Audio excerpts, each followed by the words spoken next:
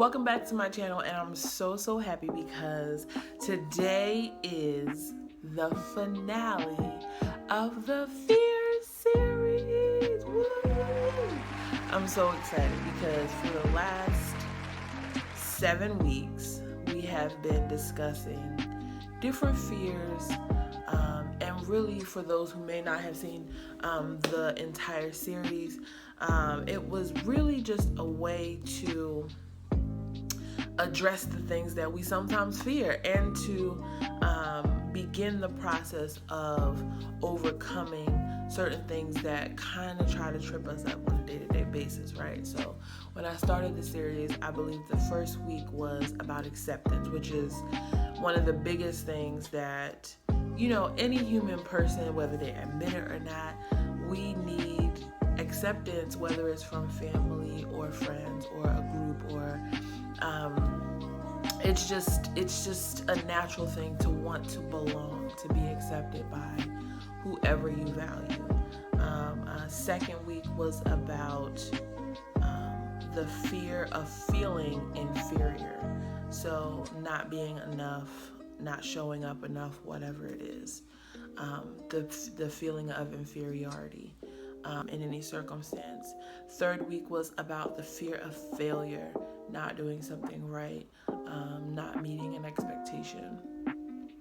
Week 4 was about rejection. That was a fun one because I tell a story in there, crazy, but the fear of rejection. Week 5 was about the fear of the unknown, not being in control, not knowing what's going to happen. That's an amazing one. Helped me out a lot. Week 6 talked all about the fear of being wrong or doing something wrong and making stuff go wrong, like, being the cause for something to be wrong, or doing something wrong. That is crazy. And week 7, we talked about a really big one for a lot of us, and that is vulnerability. For the finale, we're going to talk about something that I think is has been a fear of mine as a theme through my life, and something that God has allowed me to identify at least and help me work through, and I think it connects. It literally, I list all of them because it literally connects. This fear connects all of the fears that we've talked about through the entire series, right? And that is the fear of disappointing people. And let's just let that sit in there for a second. The fear of disappointing people for me is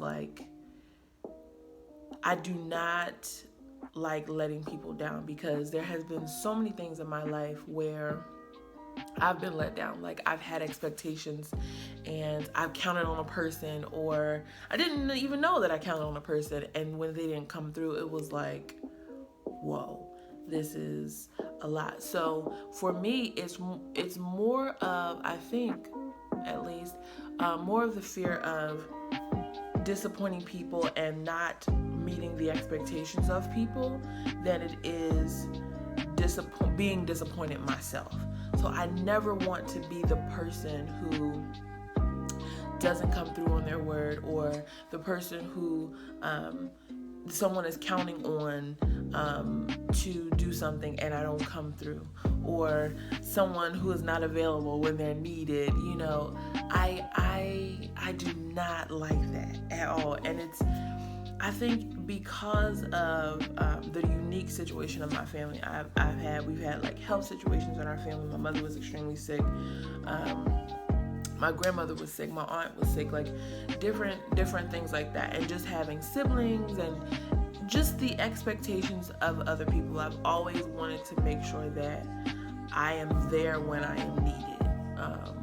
Because like I said, there's times when it's when I am weak and when I am crying, or when I need something, or when I am just chilling and I just don't want to be alone, or and people that I've counted on didn't come through for me. So it's a fear of mine that I'm not going to be in a place where I will be able to assist someone when they need me, when and if, or whenever that happens. So I think for me, it's kind of just been like I said, connecting all those different things.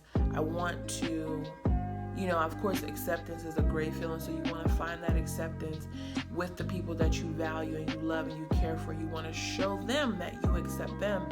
In a way, for me, that is, fighting off disappointment for them. That is helping, them to trust you more.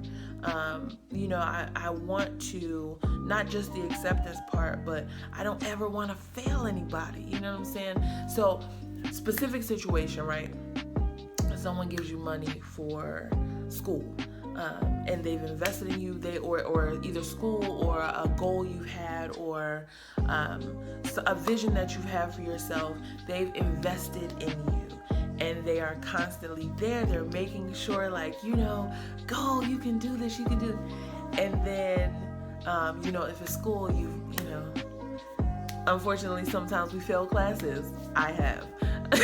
The smart kid, and that was one of my things. But it's okay, so they're always there, they're encouraging you, they believe in you, they know you're gonna do great, and then you fail a class. So for me, in that type of situation, it's kind of I can't even face this person right now, because they have sown into me, they've been praying for me, they have been pushing for me, encouraging me, they've been talking me up, and oh yeah, she's so good, and then I fail you. That is the worst feeling ever. But then it's kind of you have to remember that, one, we're not in control of everything. And again, like I've talked about in previous weeks, that's something that, we all struggle with. It's just not, you never would just want to be, I'm just out of control. Just let anything happen. No, it's a natural thing to want to make sure things are together. But it's just a thing. But it's kind of in those moments where you feel man, I'm letting that person down, or you feel a certain responsibility to that person because they've sown into you, or because they've prayed for you, because they have this expectation for you. You feel a certain level of responsibility, at least I do. But it's kind of I'm learning to relinquish that mindset.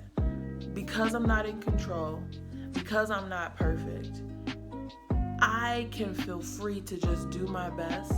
And when my best doesn't meet that expectation, it's okay, because at least I put my best foot forward.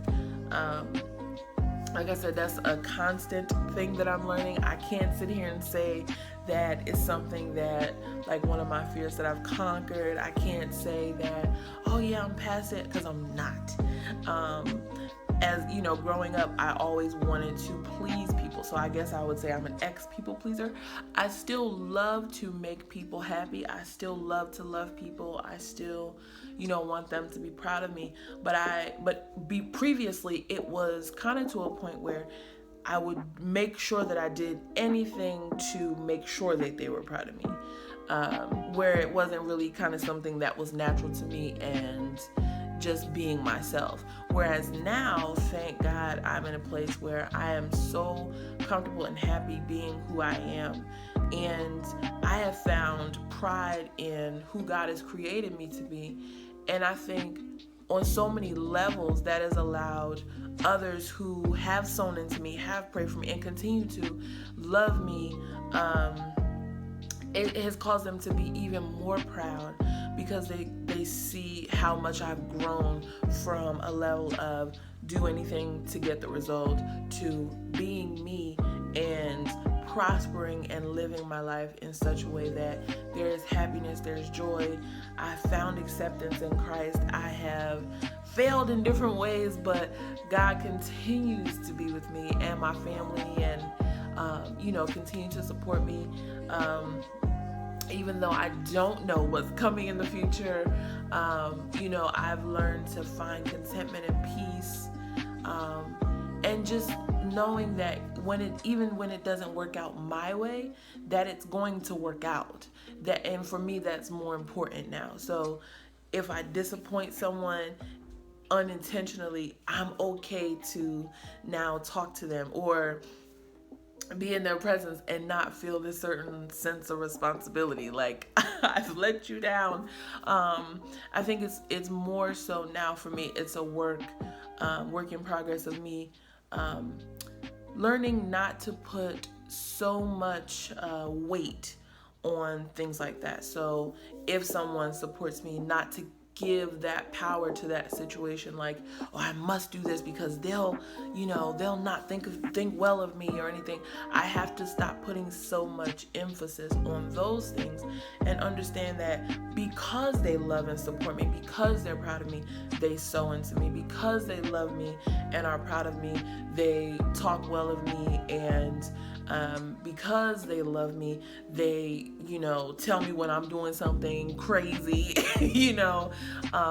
they give me the truth, and they also continue to love on me and not so much put the weight on myself, thinking that I have to be perfect all the time in order not to disappoint people.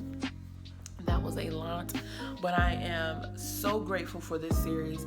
As I said throughout the series, it was not so much to glorify, it was definitely not to glorify fear, because that's not what Christ gave us. But because, like I said last week, Christ did not give us a spirit of fear, but of power, of love, and of a sound mind. And those three things we often say, kind of cliche, but if you break those three things down, He gave us power, which means He's given us strength to get through the things that are in our minds that we face each and every day. He's given us love, which is the thing that I'm always constantly talking about, because literally it is what helps our world continue. He showed us the example of love, and because of that, it's always a Christian's mission to show that love in everything that we do and say, and whether we are really good at it or learning, it's just our mission to spread God's love, right? So power and love and a sound mind. And I think for me, a sound mind is being able to identify the things that are going on, being able to understand how they're affecting you, and really just working through them each and every day and continually giving them back to God. He gave us the sound mind. He gave us clarity of mind. He gave us ways to understand things. It's our job to tap into those things, cling to Him, continue to seek guidance from Him, so that the things that we fear do not overtake us. Yeah, I'm still afraid of certain things. However, I refuse to let those things take over my life. And I realize that the only way, as the word says, the only way that we can overcome, and it was a direct, verse, and I'll put it here. We overcome by the blood of the Lamb and the word of our testimony. The blood of the Lamb has been shed on the cross thousands of years ago, and thank God for the blood that continues to cover us. It is literally the only blood that continues to be a stain over us from then until forever, right? So the blood has been shed, we're good, we're covered, but it's also the word of our testimony that's going to allow us to really hear it ourselves and see how God has brought us out, or is working in whatever it is that we're facing. So I hope that this has been encouragement to you. I don't know what type of series I'm going to do next, but I think it's going to be something about exercise, and I'm going to be behind the camera with some exercise stuff, because that is something that I need to conquer. Exercise, but I don't like people to see me do it. But I hope this has been an encouragement to you. And as I always say, no matter what I'm doing, remember to love God, because He is the source of real love. Remember to love yourself and appreciate who God created you to be. And while you are getting all that real love and learning all these lessons, I would love for you to remember to love on other people, because that is the way that your world will continue to go around. I love you so very much. Bye.